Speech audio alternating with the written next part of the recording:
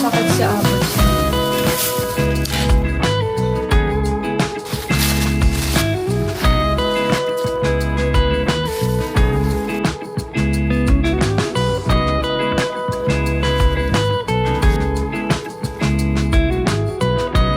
Mapapansin nyo, kahit may sakit si Aboji, masaya siya ngayong araw na to.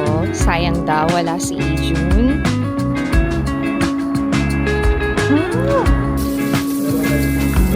Ito yung pinaka-contribution ko sa pamilya. Magre-reklamo pa ba ako? Eh, grabing bait ng mga biyanang. Yung doon.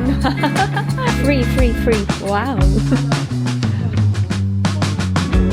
Masaya din kami na napapasaya ang aking mga biyanan.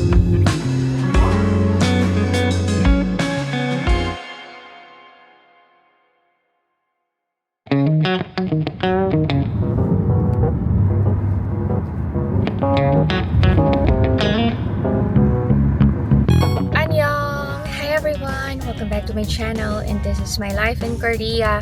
Papunta kami ngayon sa farm to have CJ. Yun yung annual ritual na ginagawa namin sa bundok. Parang pangit na buhok. Hindi ako naligo to netizens. Masyado malamig. Pamaya na lang gabi. Naligo ako kagabi. Pero ngayong umaga hindi. Nag-explain eh. Grabe yung fog ngayong araw na to. Samahan nyo kami ngayong araw na to. Diyan lang kayo. Ay, grabe yung fog.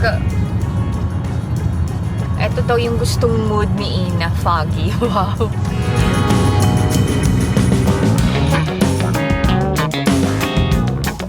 Nakatulog ako sa biyahe.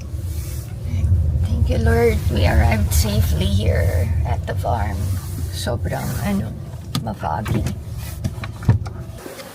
잘 왔어요.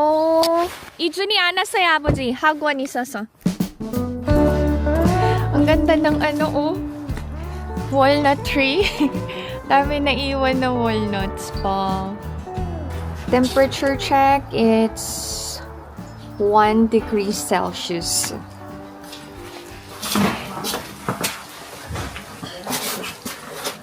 Ito regalo ni Aboji kay Ina.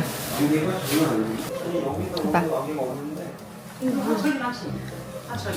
Binili ni Aboji. Pasalubong ni Aboji yan kay Ina. Babalot ako. Ito yung papaunin namin sa bundok.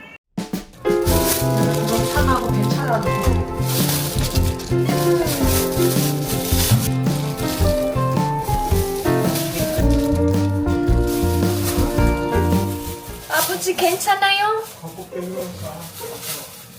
약 먹고 있어요, 아버지?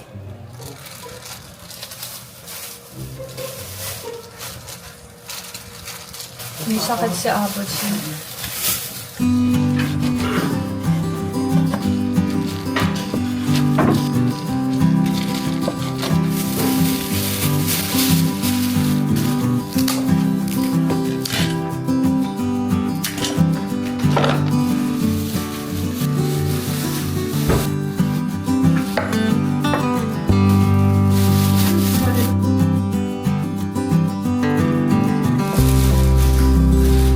Ang pangit ng pagbabalot.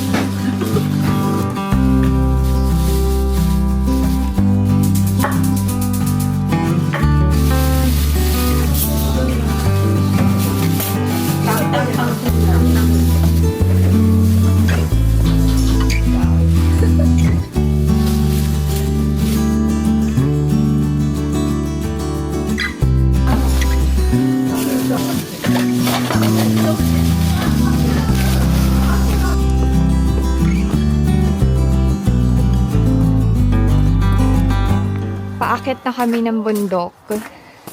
Alam niyo, nakaka-proud kasi na-preserve namin ang traditional and Korean culture na hindi na pinapractice mostly ng mga Korean families.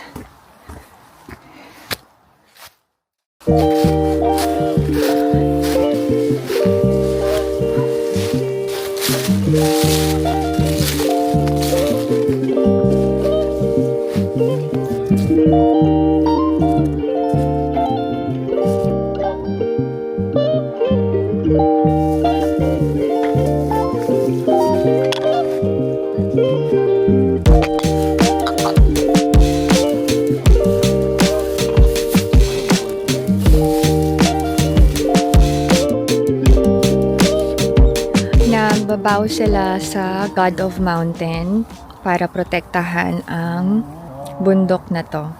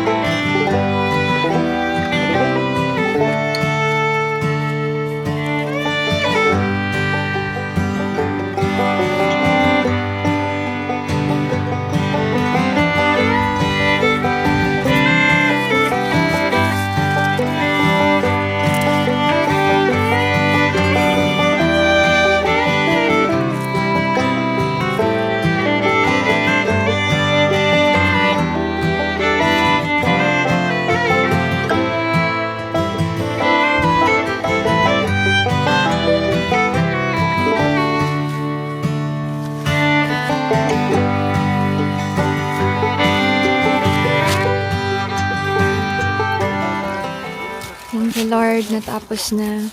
Thank you Lord, pero ako lang ang naniniwala kay Lord.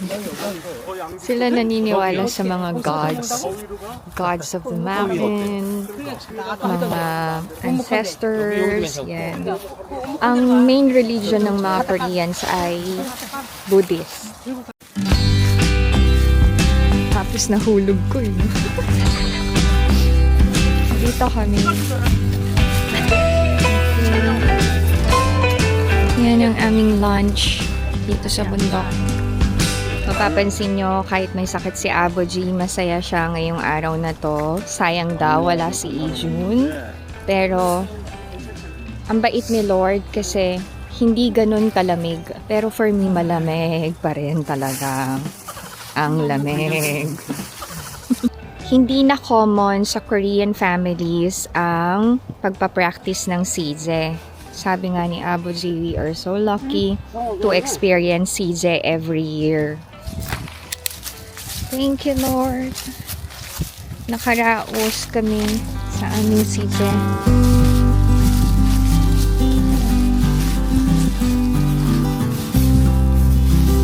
Over the years, nasanay na din ako sa pag-akyat panaog sa bundok.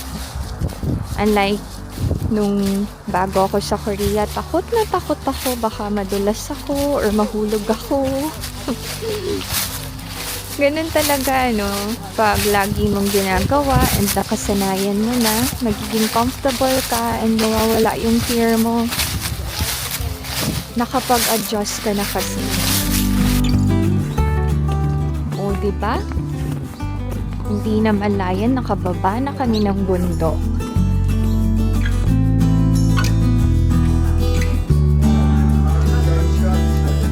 Let's try this. Wow!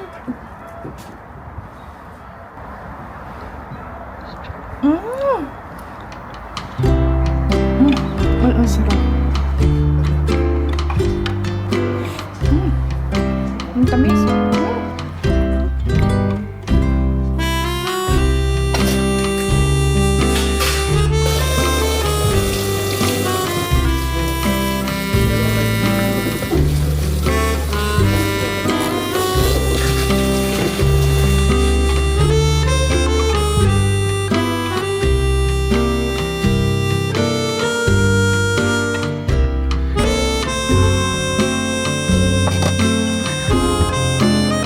Talaga ang tagahugas ng mga ginamit sa kusina since hindi ako masyado nagluluto. Ito yung pinaka-contribution ko sa pamilya. Konti lang naman. So, hindi nakakapagod. Tsaka, magre-reklamo pa ba ako? Eh, grabing bait ng mga biyanang to. Tapos, bukod sa mabait sila, ang dami pa namin nauuwing pagkain. Tulungan sana ako ng sister-in-law. Sabi ko, wag na.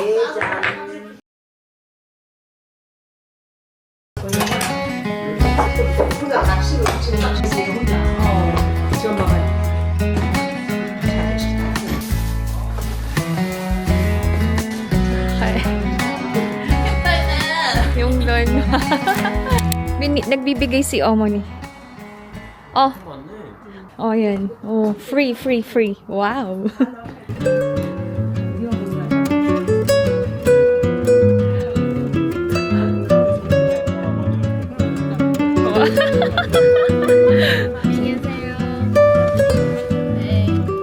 Hi kay Omoni. Pupunta kami ng E-Mart para mag-grocery. May gusto daw bilhin si Ina. Sabi ko, wag na eh. Kasi madami kaming baong pag mamahal ni lola niya. May bibilin daw siya. Sige, sumama na kayo to netizens. Masaya si Abu Jen Omoni today. Masaya din kami na napapasaya ang aking mga biyanan sa simpleng pagdalaw namin. Ay, Ina Apa, I forgot to pick a branch of tree. Ay, doon na lang ako sa, bundok malapit sa amin. Kailangan ko kasi ng, mag-hold nung halaman. Natutumba na kasi. Bukas nga, mamumundok ako.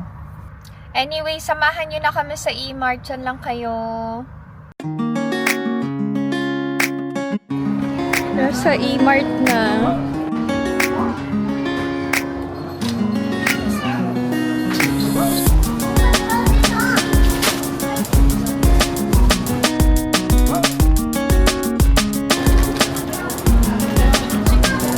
Naka-sale. Okay. Naka 1+1. Organic. 4,980 ang garlic. Ay, bibili nga ako nito. Magsisigang ako. Masarap to siguro pang sigang, no? Okay.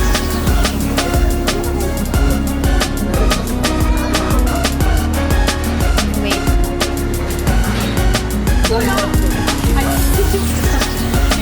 Aras pa ako. Tteokbokki sauce. Uwi na kami. See you at home to netizens. We are already home to netizens. Okay. Share ko ang aming grocery haul from E-Mart. First ay ang isang tray ng eggs. Ang mahal na ng mga bilihin to netizens. Grabe. Hindi na nagbibigay si Omoni ng mga itlog ni Abu G. Kasi, mga itlog ni Abu G. Mga itlog galing sa farm. Kasi, malamig na. So, hindi masyadong nangingitlog yung mga manok ni Abu G.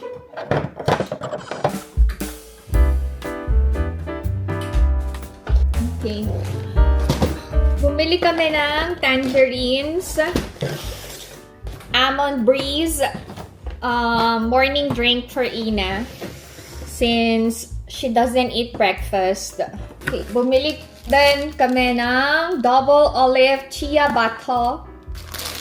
Yan. Since si Izun ay mahilig sa tinapay. Alam niyo, sweet ni Ina kasi hindi namin kasama si Izun today, diba? So, sabi niya, magugustuhan ni Izun tong, uyo cream croissant. Ito yun. sweet corn. Magluluto ako ng maha blanca. Favorite ni Ina yon, and menemerienda niya. Tapos, etong donkasu, 1+1. Madaming sale sa E-Mart today eh. Tapos, seafood na naka-pack na. Naka-sale to eh. 4,188 na lang. Ihahalo ko sa soybean paste. Tapos itong hupang na very popular during cold season. Para siyang sa atin. Ano nga yun? Ay, nasa dulo na ng dila ko to, 86.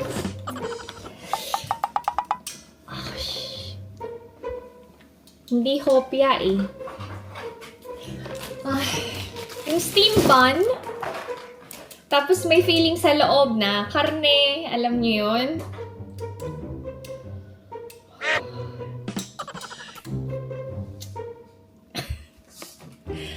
Ano nga tawag sa atin nun? Kalimutan ko. Anyway, pass. Okay, bumili si Ina ng noodle meal tok. And yung another kind ng tok for tteokbokki. Rice cake to. Tapos, cheese rice cake. Yung may cheese filling sa loob. Tapos, itong dim sum na to, sobrang sarap. Naka-sale. Original price niya is around 9,900. Pero less 2,000 won. So, sabi nung seller, pag bumili kami ng 4, may free na isa. Since gusto to ng mga bata, di 4 binili ko, may free na isa. Okay na din yun, at least nakatulong sa sales ni Juma. Dim sum to. Meat and shrimp. Si Ina, we always tell her na wag na masyadong kumain ng instant noodles. Pero kasi, favorite niya talaga ang buldak. Dalawang flavors ng buldak. Tapos, yung mga crackers, naka-sale siya. Assorted na. 3 kinds worth less than 10,000 won. So, si Ina, mahilig siya sa matcha.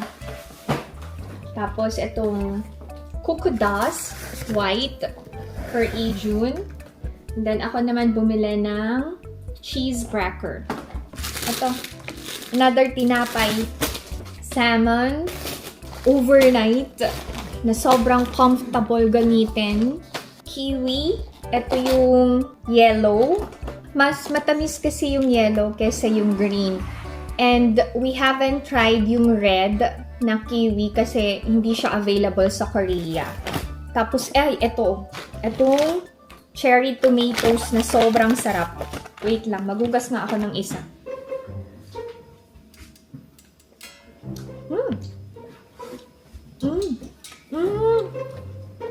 Hindi ito yung kamatis na gusto ko. Ay, hindi siya ganun katamis. Pumili ako ng garlic kasi hindi ako nakahingi ng garlic kay Omni. Tofu, 1+1. Peach yogurt, 1+1 din to. Protein drink for Alex. Usually, mga ganito na lang yung bine-breakfast niya. Tapos, nag-bananas or nagbe-bread. Siyempre, hindi kami nawawalan ng milk. May free na yogurt. Ito din, 1+1, halo lemon tea. Try nyo to, sobrang sarap. Pwede to hot or cold. Hot kapag taglamig, cold pag tag-init. Pero alam nyo, masarap yung nabibiling ganito sa No Brand. Hindi ganun kamahal. Try nyo.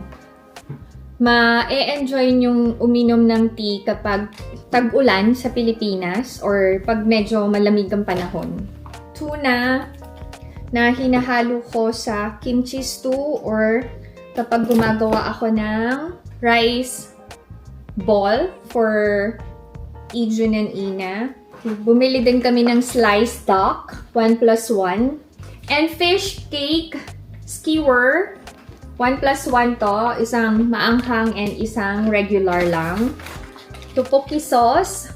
Biscoff Kit Kat for Ina. Tapos, ito. Naka-sale din ang ready to cook na pizza. 1, 2, 3. So, yun. Ang total ng pinamili namin is around 311,000 won. Yun naman talaga yung budget namin. Medyo naka-less kami ng around 40,000 won kasi maraming sale. Thank you sa pagsama sa akin ngayong araw na to. Alam nyo, kitang-kita talaga sa mukha ni Abuze and Omoni na happy sila. Sayang wala si Tukimuki-Tukituk. Miss na namin si Izun. Wala siya buong araw. May exam kasi siya next week. So, kailangan niya mag-prepare, mag-aral, and makapasa sa exam. Pag-pray natin si Tuk to netizens, ha? So, that's it. This is my video for today. I hope that you enjoyed watching. And if you are new to my channel, please consider subscribing, like, and share. Pinay Mom in South Korea. Stay safe, everyone. Bye! Ang daming pinamili, ang dami ding aayusin. Pero, thank you, Lord. Blessing to lahat. Blessing. And blessing kayo from God to netizens.